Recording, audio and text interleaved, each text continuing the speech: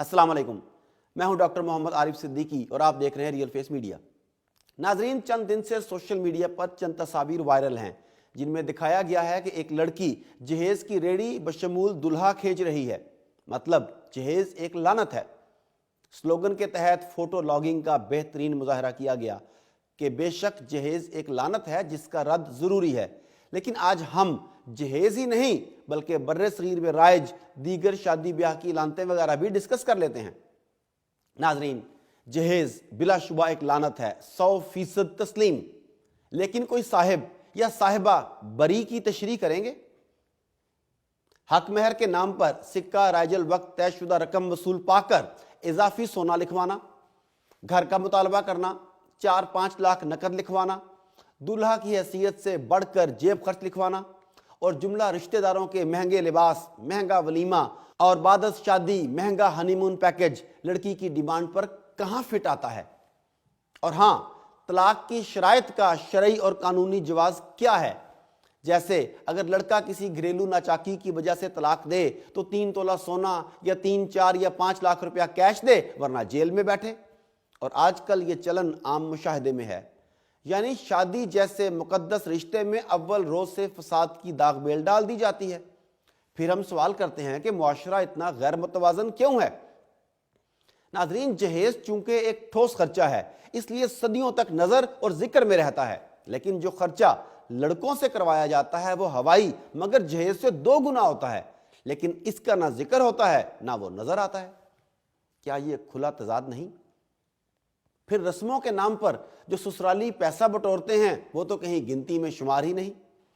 दोस्तों, अगर जवान गरीब लड़कियां घर बैठी बूढ़ी हो रही हैं या बेहरा रवी का शिकार हो रही हैं, तो जो जवान गरीब लड़के घर बैठे बूढ़े हो रहे हैं या बेहयाई का शिकार हो रहे हैं, इनका जिम्मेदार कौन है? क्या हमारा इस्लाम किसी तरह भी इन महंगी और फजूल जुमला रसूम व रिवाज की हल्की सी भी इजाजत देता है, जिन्हें हम रोका, जहेज, माइयों, मेहंदी, मकलावा, बैंड बाजा, आतिशबाजी, बारात जैसा कि मुरवजा राइज है, बरी, बेद और शादी की रस्में जैसे जूता छुपाई, बाग फड़ाई, रास्ता रुकवाई, दूध पिलाई, शीशा दिखाई, फिर सलामी, भारी भरगम हक महर के अलावा इजाफी मालो ज़र की जमानत लिखवाना, तलाक की शराइत में मालो ज़र लिखवाना, मुंह दिखाई, पुरतकल्लफ और महंगा वलीमा, महंगे महंगे लहंगे और शेरवानी और ना जाने क्या क्या है जो दोनों तरफ बराबर खराजात का मूजिब बनता है। लेकिन जब भी एतराज उठता है या बात की जाती है तो यकतरफा, सिर्फ लड़की और जहेज की। सीधी सी बात है कि अव्वल तो दोनों तरफ राइज, रसूम रवाज और खराजात असराफ के जुमरे में ही आते हैं, लेकिन अगर दोनों फ्रीकैन एक दूसरे की खाल उतारने में कसर नहीं रखते तो फिर खाली लड़का और इसके घर के अफराद ही क्यों जमाने की लानतों के हकदार ठहरें? और क्यों कर लड़के की गैरत को ललकारा जाए, वो भी ऐसे सवाल करके कि ससुर के दिए बेड पर लेटकर गैरत कैसी? भाई, अगर ये सवाल दुरुस्त है तो फिर लड़की से तो एक एक मिनट पर सवाल पूछे जाएंगे। मसलन सुनाओ, ये सोना लाद कर शर्म, गैरत और खुददारी कैसी? ये लाखों का लहंगा किस मद में? ये घर में मालकन बनने का हौसला कैसा? ये हनीमून पर ढेरों खर्चा करवाने की जिसारत कैसी? ये ईद शबरात पर तोहफे तहाइफ की मद में अपने घर वालों पर खर्चे की जरूरत क्यों? और ये अलग घर की डिमांड कैसी? और फिर ये मां बाप की खिदमत नहीं करूंगी क्योंकि फर्ज नहीं जैसी हट धर्मी कैसी? दूसरी शादी से रोकने की गैर इस्लामी जुर्रत क्यों कर? देखें, मैं लड़कों का वकील सफाई नहीं, लेकिन बतौर जिम्मेदार शहरी और इन सब मरहलों के शिकार आम मुसलमान पाकिस्तानियों की जानिब से यह सवाल उठाकर आम लोगों को दावत फिक्र दे रहा हूं कि वो बगौर जायजा लेकर सोचें कि वो कैसे इस्लाम का मजाक उड़ाकर खुद मजाक बन जाते हैं। इन रसूम रिवाज, नाम नेहाद मेयारात और फजूल अखराजात ने निकाह जैसे मुकद्दस फर्ज को इंतहाई महंगा बल्कि लग्जरी बनाकर रख दिया है। फिर दूसरी, तीसरी, चौथी शादी और बेवा मुतलका से निकाह को शजरे ममनुआ की तरह गुनाह बनाकर रख दिया गया है। और रही सही कसर हमारे माशरती बिगाड़, फैशन और रोशन ख्याली ने पूरी कर दी। इन हालात में जब मुआशरा जिनसी बेहरा रवी नहीं बल्कि हैवानी कल्चर की तरफ गामजन है तो कैसे सुकून, अमन, इत्तेहाद और मोहब्बत की फिजा कायम हो?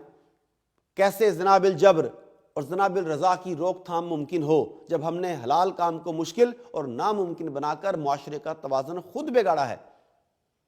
کیا جہیز ایک لعنت ہے کہہ دینے یا اس کی روک تھام کے بعد جو شادیاں رکی ہوئی ہیں وہ ہو جائیں گی؟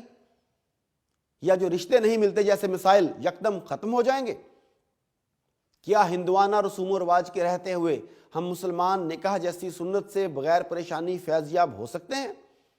سوچئے، کیا شادی خانہ آبادی میں رکاوٹ واحد جہیز ہی ہے؟ کیا صرف لڑکے والے ہی لالچی ہیں اس زمانے میں؟